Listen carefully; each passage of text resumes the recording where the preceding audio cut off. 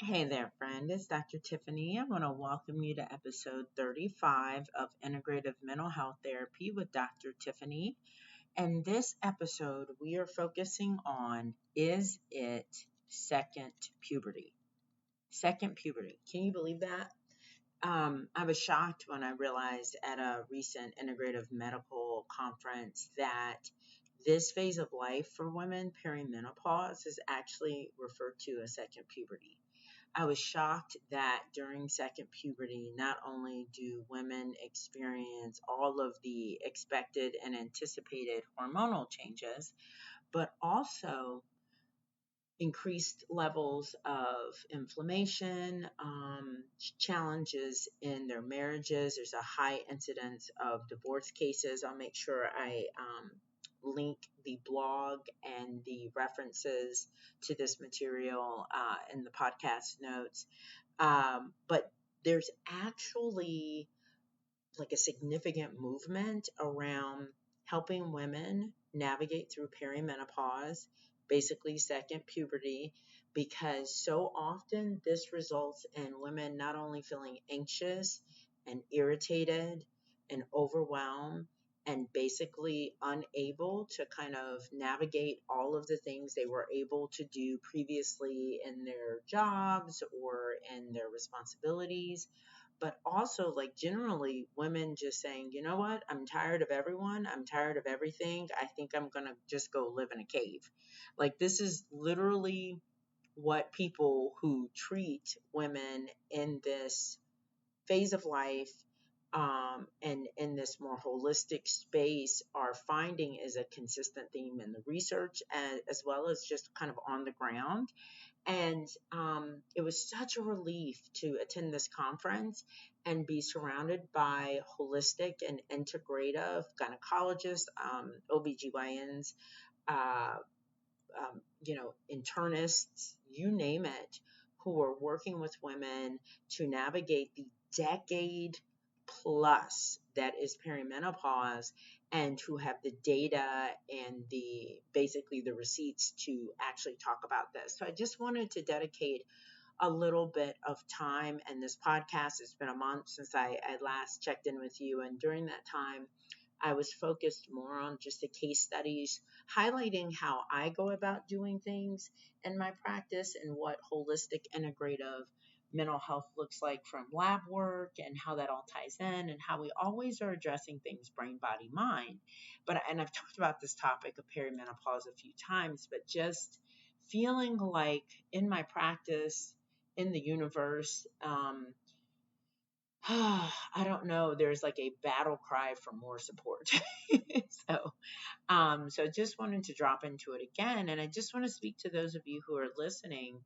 Um, I just want to speak to those of you who are listening, who are going through this phase and feeling like you're going crazy, or you're watching your friends get divorced, or you're seeing that the relationships around you seem to be going offline, that there is a rewiring happening in the brain. So the reason this is called second puberty is because during the first puberty, right, when the menstrual cycle is starting, the female brain actually rewires, it repatterns.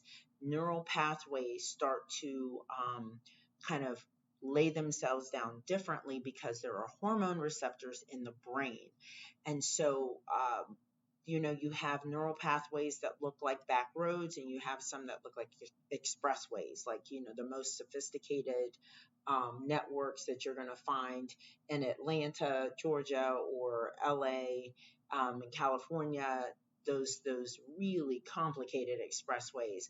That's what starts to happen during the first puberty. Excuse me, I'm having to say that word a lot today.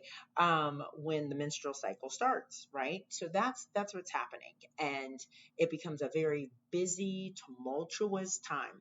Think about all of you who have teenagers in your household and how it feels like all of a sudden she has lost her mind, and she's crying, and she's angry, and she's spacey, and she's in pain, because having a menstrual cycle is not a walk in the park, especially with how congested our detox pathways are in this society, in this modern day society. And it's happening earlier and earlier. So younger bodies too can have a harder time dealing with it. But like basically your whole house is turned upside down because this young person's whole brain and body is going through remodeling.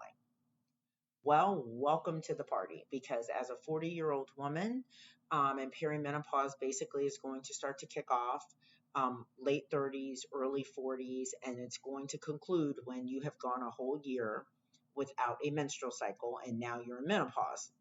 So that could be, for some of you, I know it's 45, right? And so maybe it started at 38 and ended at 45. I'm so not 45. I'm looking at being 48 here on the next birthday, and I swear mine started at 40 and it is showing no signs of stopping anytime soon. I feel like I have been on an amusement park ride that I did not ask for. Okay, so that is what we're looking at here, and could very well for me actually be like 52 or 53 before I might even enter menopause, right? So that's 13 years, quite possibly. That is a long time to feel like you are going crazy. And what kinds of things show up for us during the second puberty, right? Because it's very different than um, getting your period. We're trying to stop a period. Oh my gosh. So let me speak to what you're experiencing. The first thing that drops out is progesterone. What does progesterone do? It helps with that sense of calm. It helps with managing anxiety. It helps you to sleep. It keeps levels of GABA, a neurotransmitter that is the equivalent of Valium or Xanax. It helps it to maintain its levels. It helps tissue in the body to be loose and pliable. It helps lubrication. It makes orgasm possible and pleasure more accessible. Hello, it is going in the toilet, out the window, like it's going down at a rapid level, but you are still cycling. So, what happens when you're trying to have a menstrual cycle, but half of the menstrual cycle is gone haywire? You don't sleep, you're having hot flashes, you're mad, your muscles are tight, you're more prone to headaches. There's some weird stuff going on with the hair. Maybe it's dry, maybe it's thinning. There's all kinds of things. Your levels of muscle are going down, and so that tone in your body has shifted. You have to get way more creative about how you maintain your weight and your lean tissue. Your sensitivity to alcohol, specifically wine, has gone through the roof. You have to now stop drinking wine because it makes you feel terrible, hungover, gives you brain fog. There are a number of individuals in my practice who have complained of having hives and all kinds of just skin disorders, and all because of alcohol intake. I've had people vomiting because of drinking, and it's because the histamine levels that are now out of whack because your progesterone and estrogen levels have shifted. Second puberty, perimenopause increases histamine levels in the body. Histamines are what are in fermented foods, fermented drinks, specifically wine, and histamines in high levels in the body, when unchecked, actually wake you up in the middle of the night, disrupt sleep. If your GABA is down, you're going to have a hard time with something called glutamate, which is excitatory. It's a neurotransmitter because you have all these histamines. Does it sound like a hot mess? Because I could tell you it feels like a hot mess. Okay. At least it felt like a hot mess. I have my situation hormonally better under control. I have my GABA levels managed. I'm a non-drinker, so it was a non-issue anyway. But when I didn't understand what was happening, it was a significant problem. And so I know many of you do not know what's going on. And when I tell you, I had one of my clients I was talking to about this, who may be listening and smile to herself because she's going to hear me quoting her. You mean my body is now telling me I have to do all those things for it that I wasn't doing? I have to take better care of myself. I have to be a healthier person. Yes, absolutely. You really do need to decrease your sugar intake. You do need to increase your healthy fats. You do need to sleep like your life depends on it, because it does. You must stop drinking wine before bedtime or later in the day. I'm not telling you to day drink. I don't know when you're supposed to drink the wine, but it's not before bedtime. If you must have alcohol, it needs to be vodka. You need to stop drinking the wine before bed. You need to watch your histamine levels overall. We may need to add quercetin to your diet. If you are not able to figure out sleep or GABA or progesterone levels, those things need to be addressed. And I also look at this as a divorce prevention lifestyle intervention, like a marriage saving lifestyle intervention. You need to know that the reason your husband gets on your nerves or your partner gets on your nerves or your child is driving you crazy is because your progesterone has dropped out, your estrogen is going to follow it next, and those are accommodating, acquiescing, people pleasing, bonding hormones, and they're dropping out because your brain and your body are remodeling to allow for you to be in a place where you are attending to you more and attending to everyone else less. So it is a time for you to make some serious life adjustments, right? And so to do that, it doesn't mean you cut off everyone and you go live in that cave, but it does mean that your brain is not so, I don't know, inundated with the hormones of bonding like it has been. And since those are calming down, you're going to be able to hear more all the desires of your heart and mind and really, really want to do what pleases you. You're going to be disgruntled at work. You're going to be disgruntled at home. You're going to feel more frustrated. And you need to know that this is not something that you need to over respond to. You need to know that this is not something that you need to get a divorce attorney for immediately. You need to know that you are changing, you are remodeling, and that in this season, you need to communicate better with the people you love. You need to get the support. You need to learn how to say no. There's a lot of brain, body, and mind-based strategies that need to be brought on board for you to navigate this 10 years successfully.